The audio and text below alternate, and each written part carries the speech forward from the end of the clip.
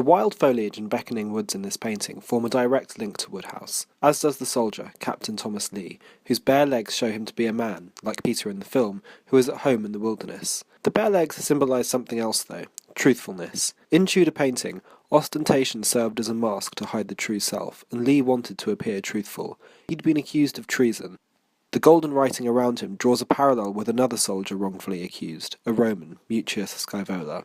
Woodhouse, too, is filled with echoes of unknowable past narratives. And that's where the main link lies. Tudor portraits are filled with hidden meaning. They can be read by those who know where to look. And I would like to think that Woodhouse is the same.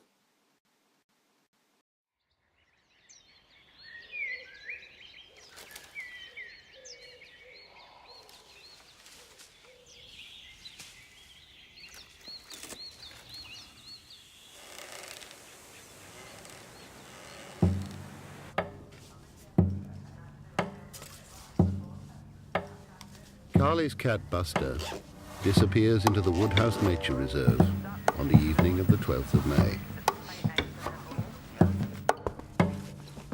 There is little hope for his return.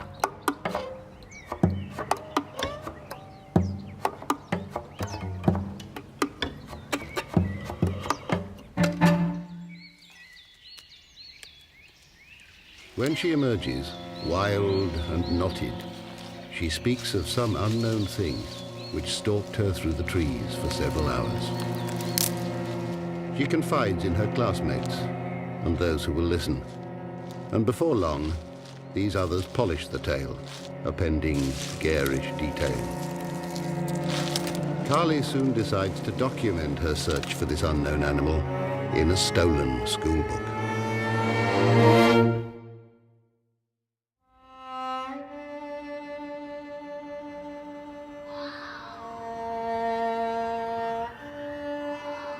Carly's story reaches the worn ears of her school's caretaker, Peter Kingsley. He makes this tale his own on an obscure forum somewhere in the suburbs of the internet. Rebecca Smith, a journalist at the South London Echo, feels that Peter's cryptozoological claims will make for a more diverting read than a short column on the asbestos found in a local swimming pool. And the story's publication disturbs a dormant longing in Peter to leave his normal life behind. Hello, you've reached St Stephen's Vale. Please leave a message after the tone. This is Peter Kingsley. There's something I've got to do, so I'm leaving you. Sorry, I'm the school caretaker, by the way.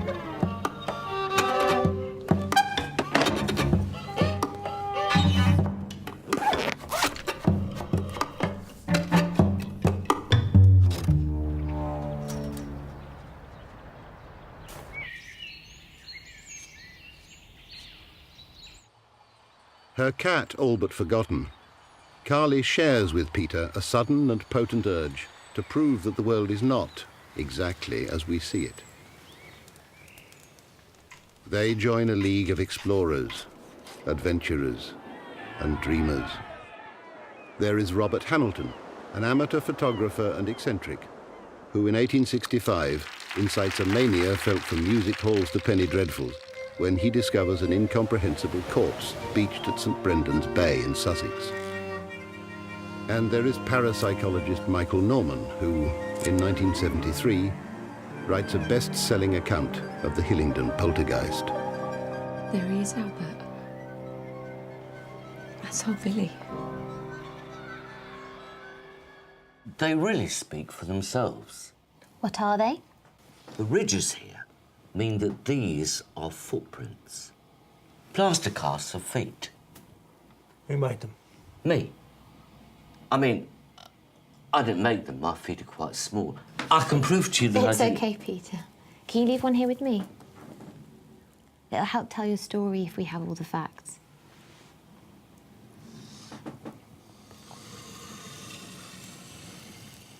I think we have something quite wonderful living out there.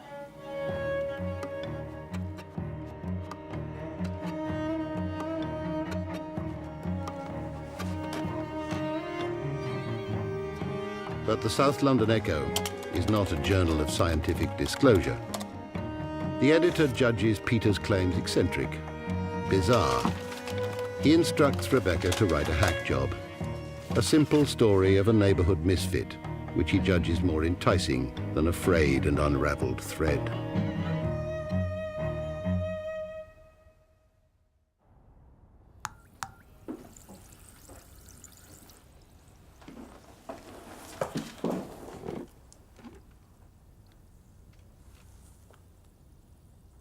You believe me, don't you?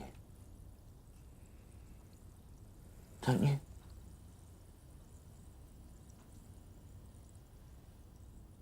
Don't make me lie to you, Peter.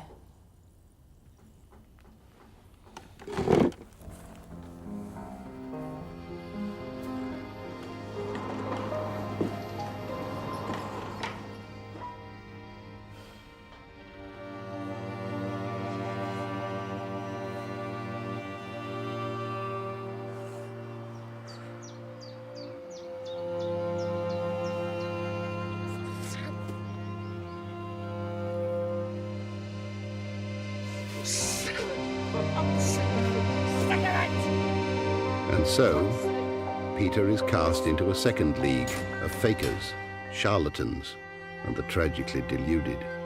There is the eccentric Robert Hamilton, who disappears somewhere on the South China Sea, a life wasted in pursuit of a living specimen of his monster.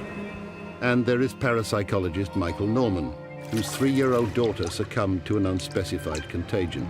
He pledges to find proof of a life beyond the grave, yet the spirits are silent, and he is forced, shame-faced, into fakery. What did you actually see? I don't really know. Exactly. Look, you're getting big now. Huh? Stop wasting your time with this kid stuff.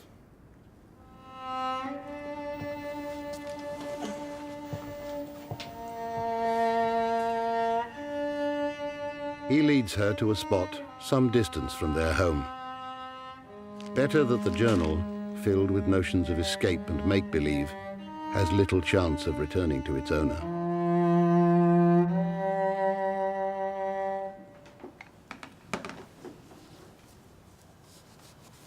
How did you sleep? Dreams kept me up. You be okay today? Fingers crossed this one goes well for you, love. It never suited you spending all day in that cupboard. She struggles to conceal a secret hope that a new profession might distract Peter from his extraordinary longings.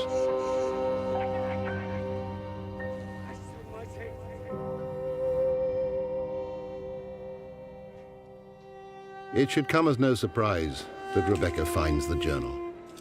The chance of its location only supports her suspicion that Peter was right. In short, you could say that it fills a hole. And so she begins to build a picture. In it, she sees an old creature whom God, in his wisdom, neglected to name. When summer comes, the nights grow shorter, and this creature tarries in her dreams. She lingers here in the Woodhouse Nature Reserve, hoping, perhaps, to catch a glimpse of movement on one of the paths that run between the hawthorn trees.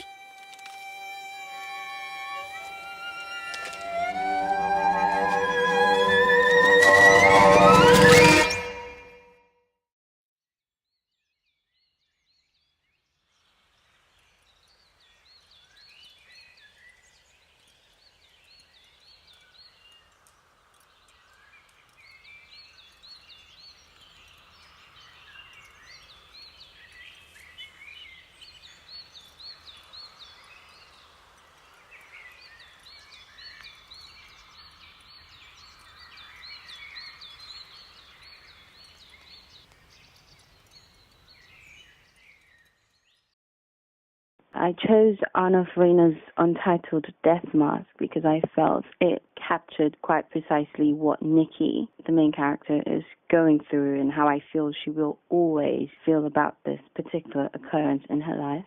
Confusion, very upset, terrified, but then maybe somewhat grateful. Beyond this, I feel as though this is perhaps how a lot of us feel about death. Even though it's a natural phenomenon, it's still one that confounds and one that saddens and one that isolates and one that we haven't quite understood, but we've accepted. I guess you could say that I am fascinated by the idea, by the concept of death. I mean, I often wonder, do the dead feel a sense of loss too? I guess you could argue that in some ways we have died to them as they are dead to us.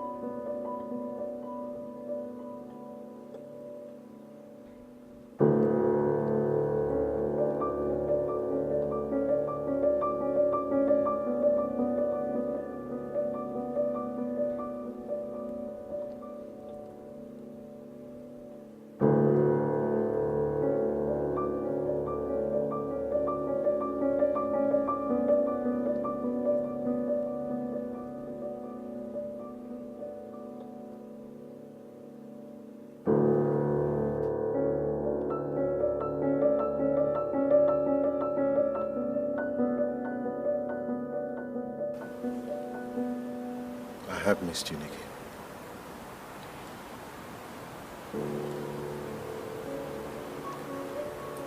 Your mum sent me divorce papers. I can't exactly blame her. I haven't been the ultimate husband or father. She'll come around. It's just papers. We can tear them up. It's okay, Nikki. It's probably for the best. But that's why you came, isn't it? To win her back, to let her know that you've changed. Nikki. No, but you have changed. You're sober now. Come home. It's getting late. We should get you home. Don't want your mum all worried. Yeah. Okay.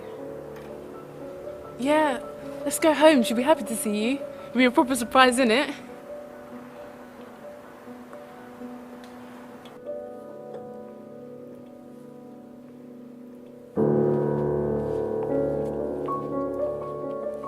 You're not coming in? Nikki. No, really, Dad. We're so close. Just pop in quickly to say hi at least. Mum... I don't want to upset things. But... Nikki, just leave it as it is. Sometimes we have to accept things. Life doesn't always work out the way we want it to. We just have to take what it gives us and move on with it. Do you understand me? Just move on with it. I love you, Nikki. Never forget that. I love you, your mum, your brother. I love you.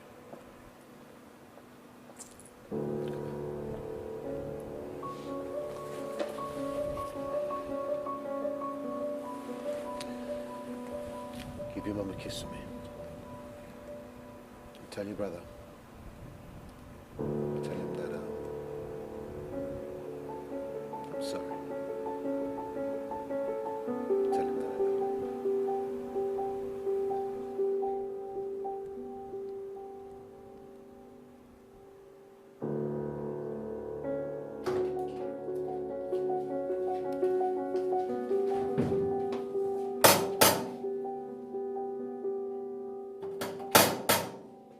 Sam? Sam?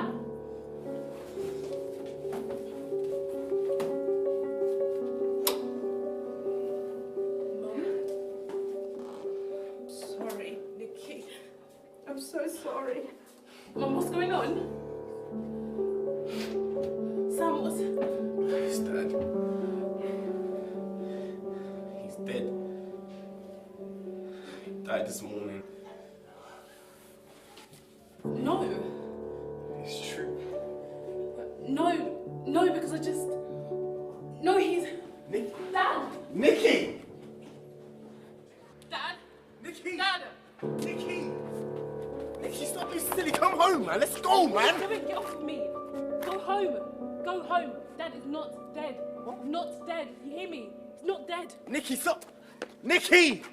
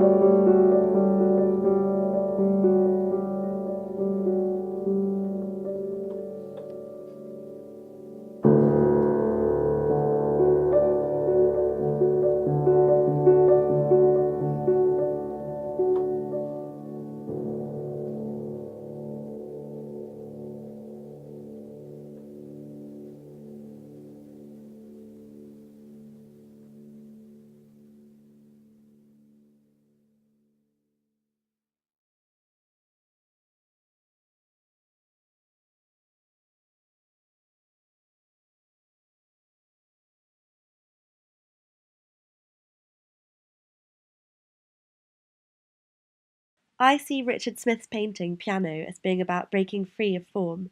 The geometric shapes are challenged by the 3D, making straight lines look wonky to the eye. The brown dots look like they're trying to break into the maze, but then they're carried off themselves by the frame as it bursts out of the wall. In the same way in the film, the very unified form of the car park is challenged and the rules of the space are changed. By putting a massive orchestra in a car park, serving drinks and inviting 1,000 people to come for free, you're breaking up the orderliness of it all and bringing life, colour, sound, everything that's very human, to a space that was designed for cars. To apply what composer Kate Whitley says in the film about John Adams's music, it's physical and in your face and very exciting for someone who's never seen this sort of art before.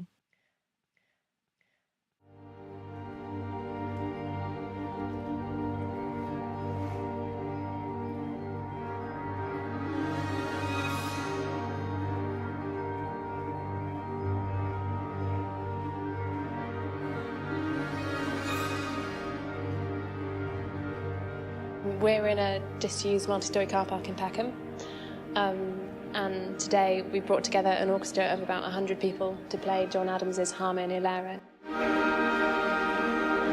Most musicians don't play orchestra music in a car park.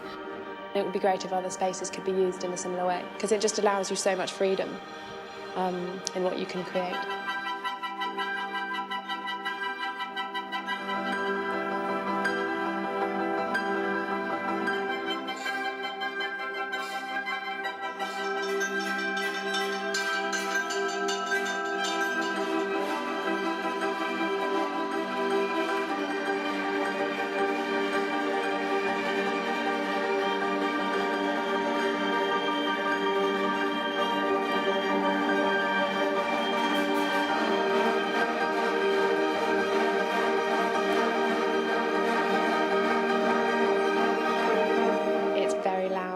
exciting and huge.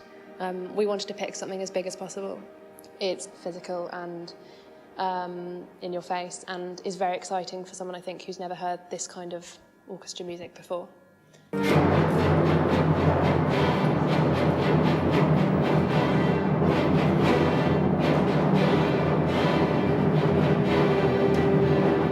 What do you think of the piece?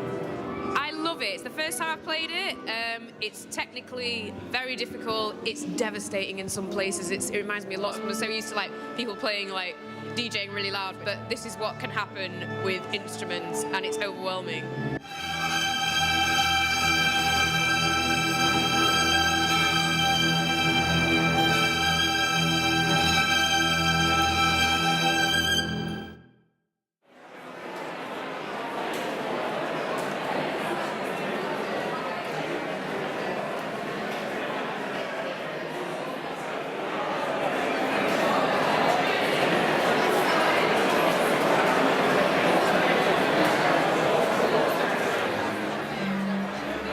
A lot of people would never come to a concert hall and put off by the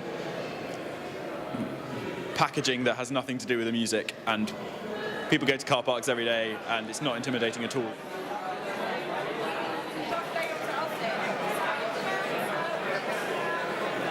The amount of people that have said to me, just the fact that you can be that close and feel like the physical impact of the sound is just incredible, and such a different thing from being in the concert hall. It's just a really safe environment where you can see something really exciting.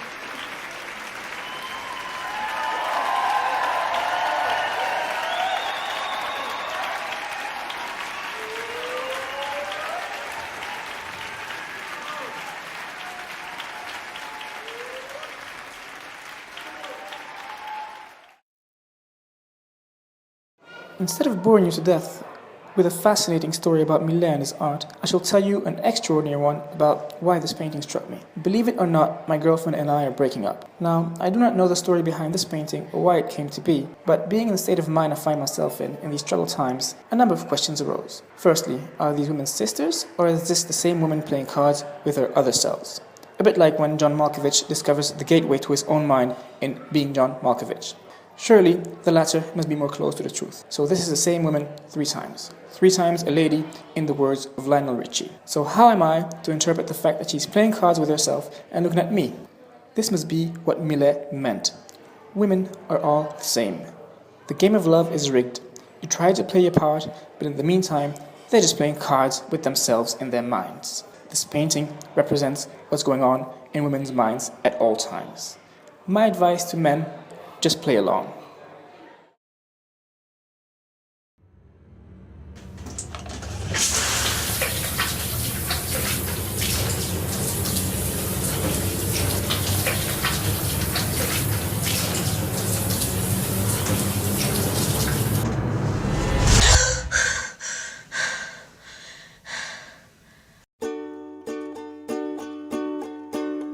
I'm just saying, you should ask him out before she does. Cow. He's perfect for you. Look at her. That Bananas are amazing. Did you know they're actually radioactive? Really? Yeah, it's crazy. Anyway, here's an invite to my party. My stepmom's making chocolate, but I'm making my world famous banana cake. Wink.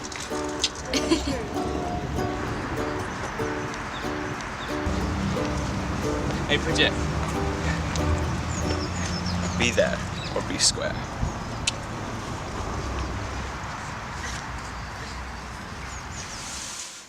How do you feel?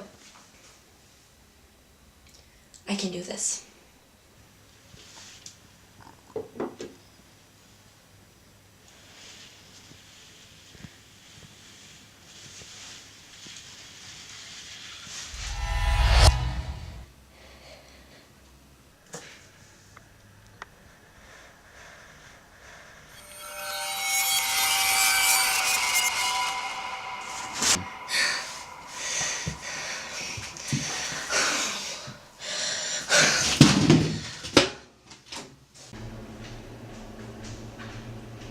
I can't do it.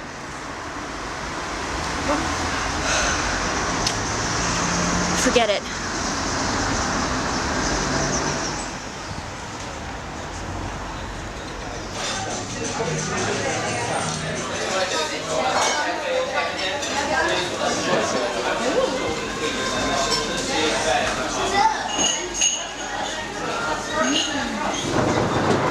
It's so good. You like that potassium, huh?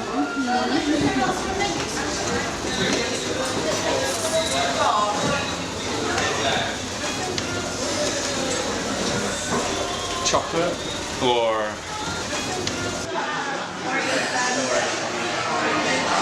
I have what she's having.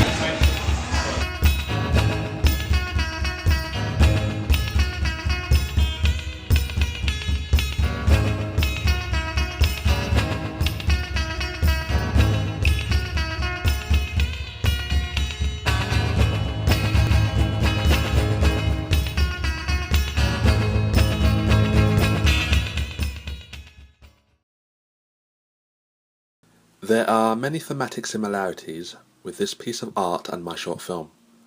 For example, the effect on an individual or persons as a result of an action handed down by a higher authority. To heighten my character's precarious plight in my short film, I used a handheld camera during the chase scenes that would embellish a feeling of uncertainty throughout.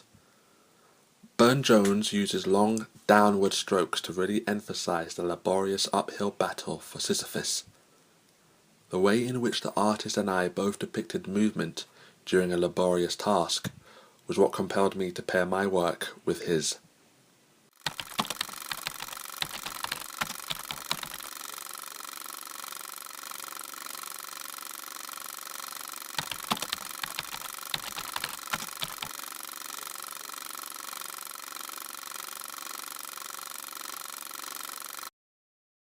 Art is the sand the weak and asinine bury their heads in, a frivolous attempt of escapism from an evil world.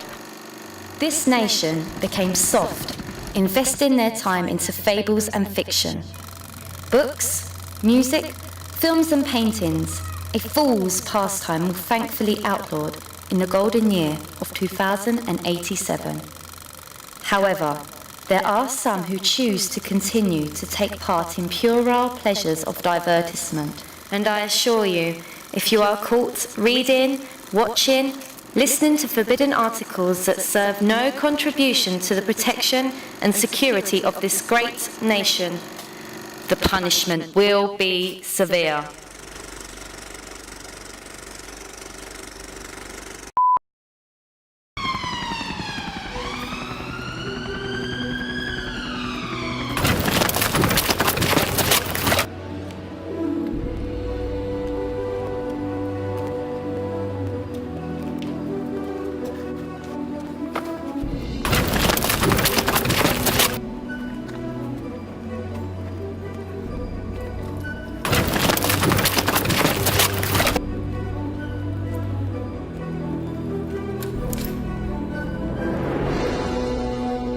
I was born and raised in Peckham before the economic and political structure of this once great city made a seismic shift.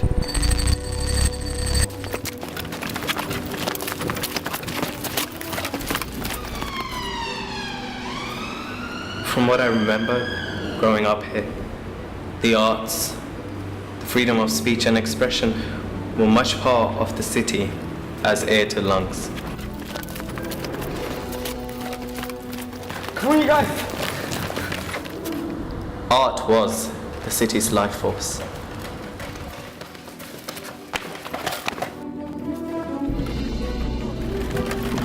Wait for me!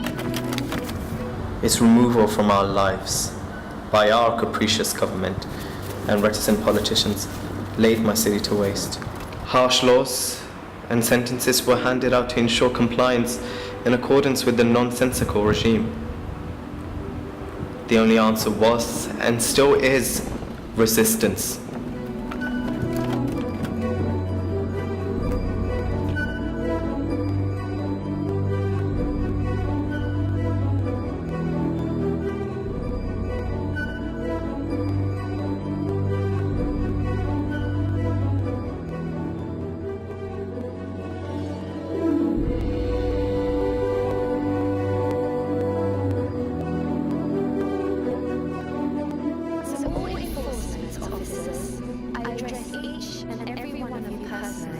You are the enablers of decorum, tasked to catch out the gangrenous leeches whose pursuit for useless distractions of entertainment and in severe cases pleasure costs us and the city dearly.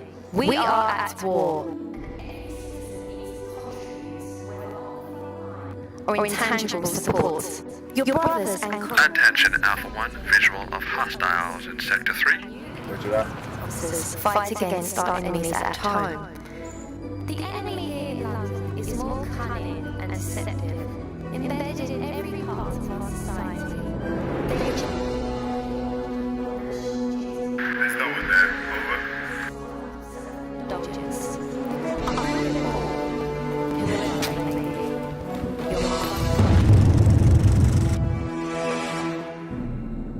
Go! Hey, hold! Hold right there!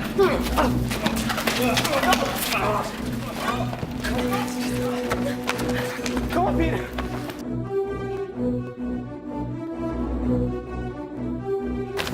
Run, they aren't! Come on, Sherry! Come on, you guys!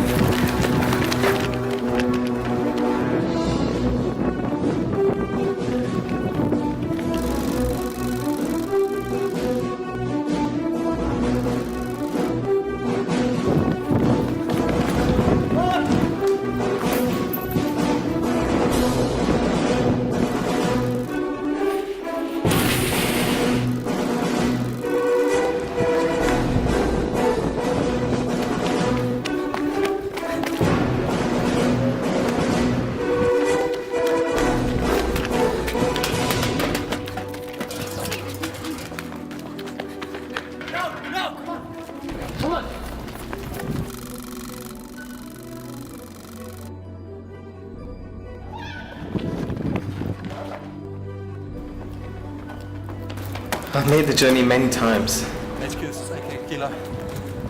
with many different people, We've got some intruders going on to 65. all united by our pursuit, our love for stories, emotions, and for moving pictures. What is that? Is this film? It's a film. They're not allowed these. This is illegal. It is. HQ, looks like we've got a level 5 violation here.